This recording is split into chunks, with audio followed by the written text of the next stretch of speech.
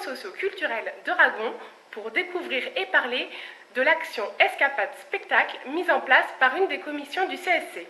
En avant pour cette parenthèse culturelle et allons à la rencontre de Manon qui va nous présenter ce projet. Step inside the eye of your mind. Don't you know you might find a better place to play?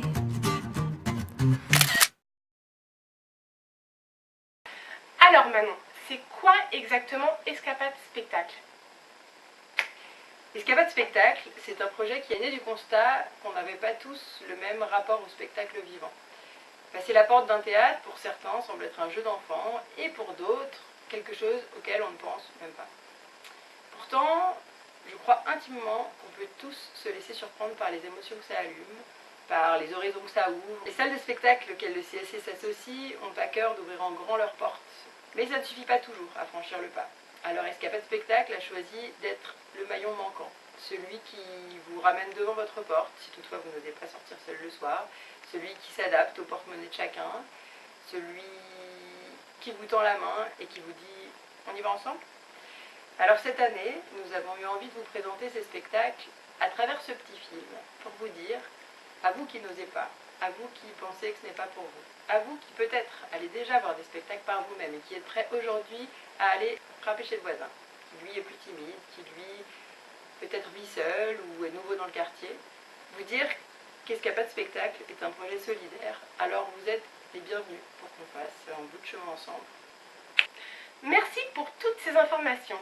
Et maintenant, voici notre zoom sur la programmation 2018-2019 d'Escapade Spectacle.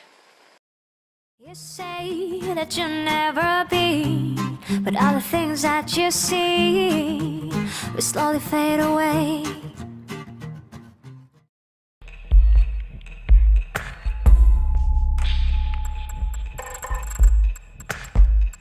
Alors Kata, donc c'est une création de la chorégraphe Anne Guyenne qui travaille beaucoup sur le lien entre les arts martiaux, la danse contemporaine, la danse hip-hop, la breakdance.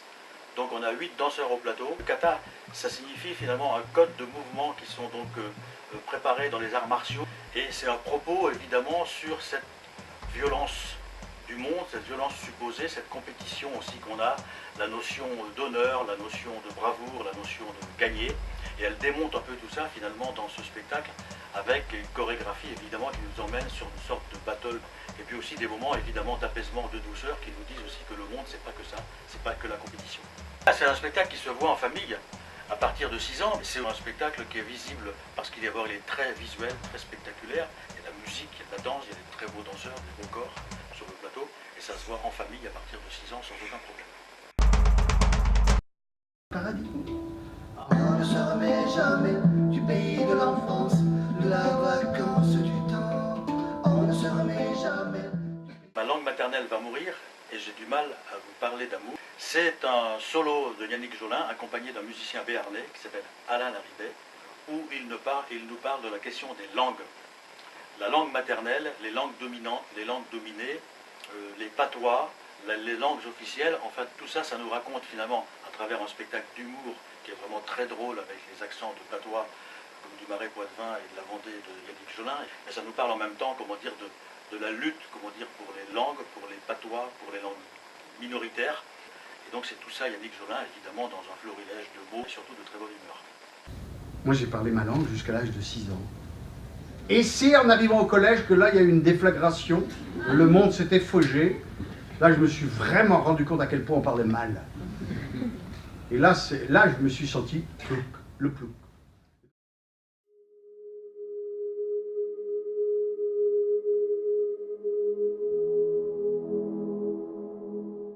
Feston, c'est un film à l'origine qui raconte l'histoire d'une famille bourgeoise. C'est l'anniversaire du père. Lors de cet anniversaire, il va y avoir des révélations dans cette famille assez dures. Et la particularité de Cyril Test dans ce spectacle-là, c'est qu'il utilise la caméra. Et donc c'est à la fois un spectacle de théâtre, on est vraiment au théâtre, mais en fond de la scène, il y a un énorme écran qui filme en direct ce repas et ce qui se passe aussi en dehors du repas, dans les coulisses. Et c'est un vrai repas qui se passe, réellement il va y avoir un repas qui va être servi, un dîner. Donc on va sentir les odeurs du repas, mais en même temps avec tout ce qui va se raconter de très dur. Enfin, c'est vraiment des sujets lourds qui vont être abordés dans ce dîner familial. Et je pense qu'on va se prendre une claque avec ce spectacle-là. Vous êtes nulle part. Je vois personne. Soyez plus agressif, bordel. Vous attendez quoi pour jouer au ballon? Vous attendez qu'on vous donne la permission? Donc là, on est sur un tout autre spectacle qui dure 3h20. On pourrait se dire 3h20, voilà, ça va être long, mais en fait, on est vraiment embarqué dans l'histoire d'une cité et avec cette vie populaire qui se passe dans cette cité. Il y a une vingtaine de comédiens au plateau qui vont incarner une quarantaine de personnages, de générations, et on va voir en fait les frasques dans cette cité, les amours, les rêves, les habitudes, et on va voir comme ça tout se mêler dans cette histoire de cité, où on se rend compte, d'où le titre, qu'on n'est jamais seul, que malgré qu'il y a des difficultés, finalement, on vit tous ensemble et que tous ces personnages ne sont jamais seuls. Et on est embarqué dans l'histoire de ces personnages qu'on va suivre durant ces 3h20 avec entracte. Tenez, reprenez cette fleur. Pourquoi? Comme ça, vous me la rapporterez. Quand? Quand elle sera fanée. On est sur une adaptation de l'opéra de Verdi. Il a travaillé beaucoup aussi sur les relations entre théâtre et opéra, texte et musique. Et les deux se chevauchent pour vraiment être sur quelque chose d'actuel, de contemporain. C'est un opéra adapté pour une salle de spectacle. Donc on n'est plus exactement comme quand on va à l'opéra, avec tous les codes qui vont bien avec l'opéra. Il n'y a pas tout un orchestre comme à l'opéra, il y a seulement 8 musiciens qui sont sur scène. Au niveau de l'histoire de Violetta, l'héroïne, c'est une courtisane qui vit dans les milieux parisiens, entretenue par ses amants, et vient un jour où elle tombe amoureuse de l'un de ses amants et décide de laisser tomber toute cette vie parisienne pour se consacrer à son amour. Si tu devais expliquer à quelqu'un ce qu'est l'autisme, t'expliquerais ça comment? Je ne sais pas, je crois que je dirais l'autisme c'est quand même différent des autres personnes. Ce qui est intéressant dans ce spectacle, c'est un spectacle qui déplace le point de vue pour donner à voir, à entendre, à ressentir le point de vue de personnes autistes. La metteur en scène souhaitait donner des bribes d'univers vécu par des personnes autistes. Donc, elle a fait du collectage auprès de personnes autistes pour entendre leurs paroles. Au niveau de la scénographie, par exemple, elle s'inspire d'artistes qui sont autistes. Au niveau de la musique aussi, donner à ressentir aussi l'hypersensibilité que peuvent sentir les personnes. Voilà, donc vraiment un déplacement de point de vue.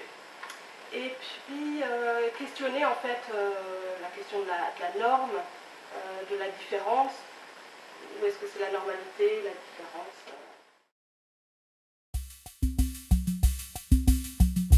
Café des immortels. Café des immortels. L'Ojo, un groupe angevin qui existe depuis 1982, qui est rendu à leur 15e album.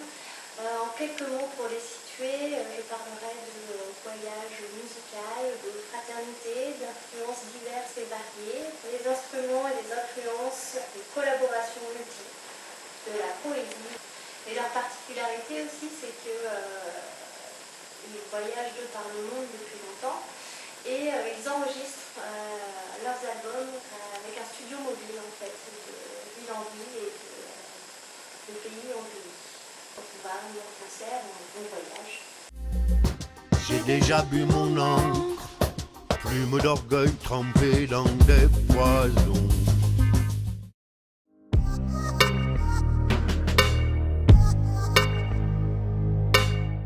Fred Pellerin, pour le coup, c'est un conteur québécois qui raconte les histoires d'un village qui s'appelle Saint-Élie-de-Caxton au Québec.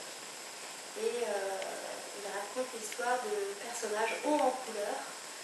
Et dans ce nouveau spectacle, en fait, il revient sur ce village. Les protagonistes qu'on a déjà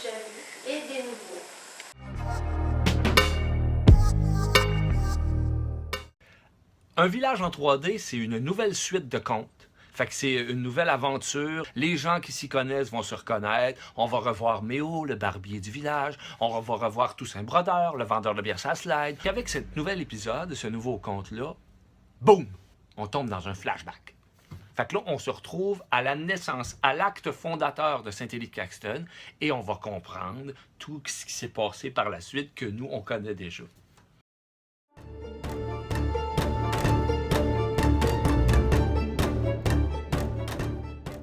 La chute des anges de Raphaël Boitel. Raphaël Boitel, elle a déjà été accueillie, et peut-être que vous avez déjà vu l'un de ses spectacles, qui est le 5e Hurlant. La chute des anges, c'est presque deux mots antinomiques. Les anges qu'on n'imagine pas au ciel, et la chute, c'est retomber au sol.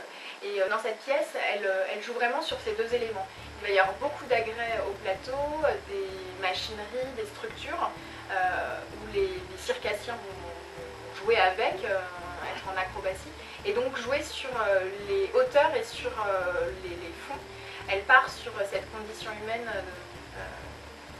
des difficultés et comment on est pris par des choses assez négatives, mais comment on peut renaître de ses cendres, et comment il peut y avoir des choses dans l'être humain qui sont positives. Ça va vous donner déjà une première idée de la poésie aussi qu'elle veut aborder.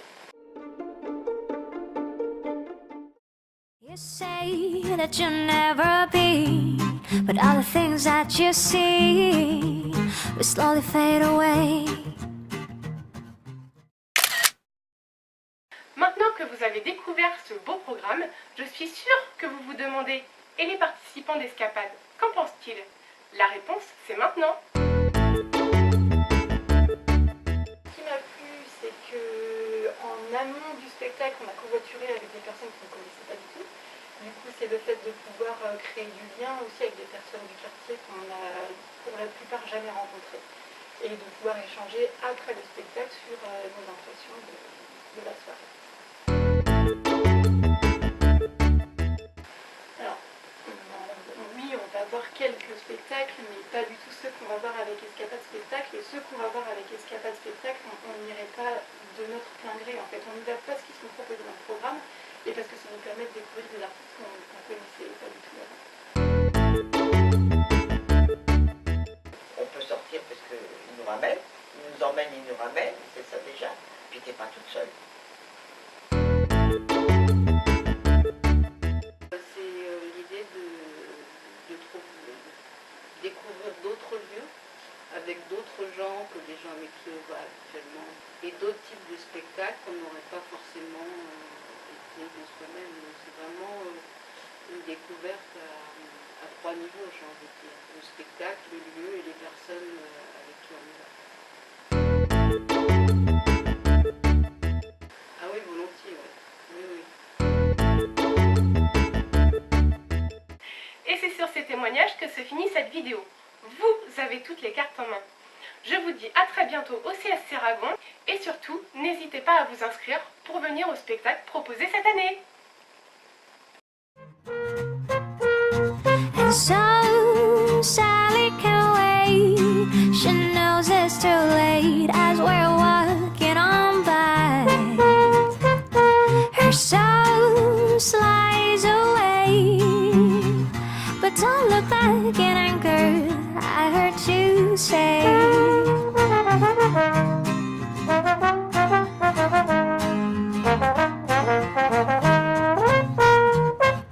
Take me to the place where you go, where nobody knows if it's not all day. Please don't put your life in the hands of a rock and roll band who throw it all